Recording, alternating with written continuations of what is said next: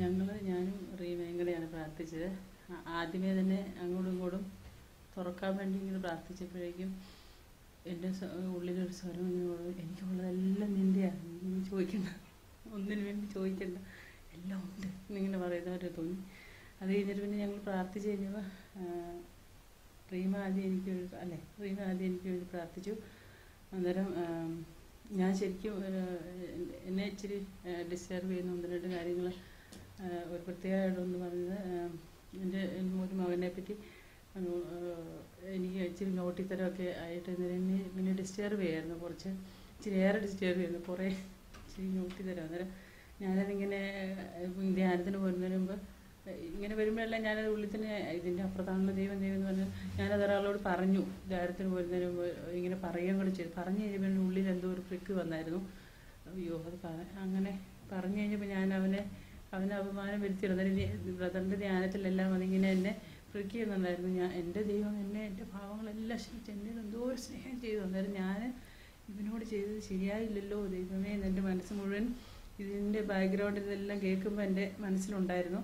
അന്നേരം ദൈവം ഇങ്ങനെ പറഞ്ഞു, അതിനെക്കുറിച്ച് ഉള്ള അത് അങ്ങനെ എന്തോ ഉണ്ടായിരുന്നു, അതിൻ്റെ അവസാനം ഒരു പീസാണ് എന്നങ്ങനെ പറഞ്ഞു.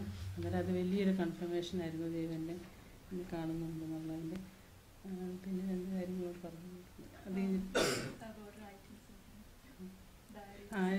ഡയറി. പിന്നെ ഒരു പറഞ്ഞത് ഞാൻ ഇപ്പോൾ പേപ്പർ എഴുതി വെച്ച് പകുതിയായി നിർത്തിയിരിക്കുകയാണ്.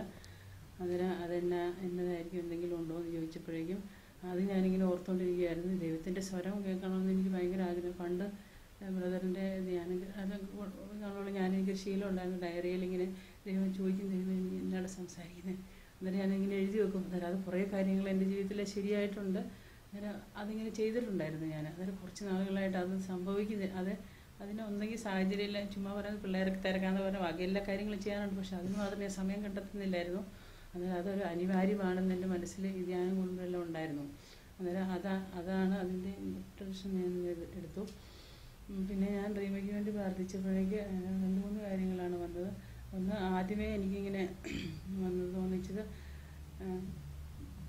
റീമ ഇങ്ങനെ എനിക്ക് തോന്നുന്നുണ്ട് റീമ മെലിഞ്ഞിരിക്കുന്നത് റീമയ്ക്ക് ഭയങ്കര വിഷമമാണ് അങ്ങനെ തോന്നുമായിരുന്നു. അന്നേരത്തേന് എനിക്ക് ഭയങ്കര വിഷമം, ദൈവമേ എന്തിനാ മോള് വിഷമിക്കുന്നത്? അന്നേരം എനിക്ക് പെട്ടെന്ന് പറഞ്ഞ് I have knit U together in your mother's room, ഞാൻ നിന്നെ മെനഞ്ഞെടുത്തു.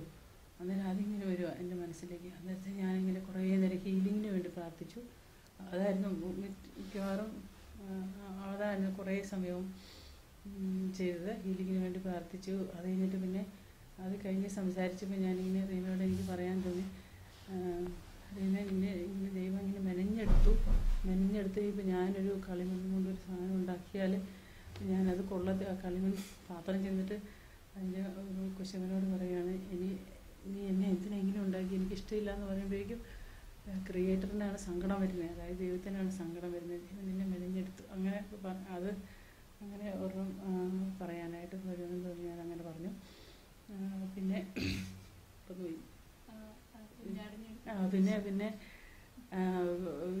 പിന്നെ ഒരു വിഷൻ പോലെ തോന്നിയത്, ഈശോ ഇങ്ങനെ കുഞ്ഞാടിനെ ഇങ്ങനെ വെച്ച് നല്ല ഇടയനെ ഇങ്ങനെ എടുത്തിട്ട് ഇങ്ങനെ ഇങ്ങനെ തലോടുന്നു. അതായത് തന്നെ ഭയങ്കര ഒരു സ്നേഹത്തിൻ്റെ ഒരു ഒഴുക്ക്, ഇങ്ങനെ ഭയങ്കര തലോടൽ, ആ സ്നേഹം ഇങ്ങനെ റീമയ്ക്ക് അനുഭവമാകുന്നു എന്നാണ് തോന്നിയത്. അന്നേരം അത് കഴിഞ്ഞിട്ട് അത് ഒരു സ്നേഹത്തിൻ്റെ അനുഭവം തോന്നിയെന്ന് പറഞ്ഞു.